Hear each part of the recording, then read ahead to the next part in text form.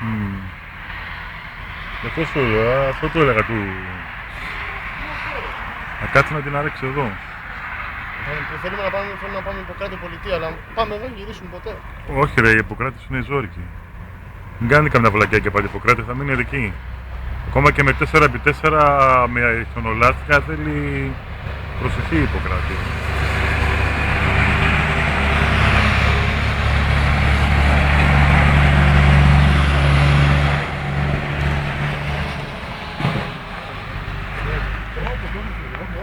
Όχι, ρε μαλάκα, δεν πρέπει να κάναμε σε 3 λεπτά.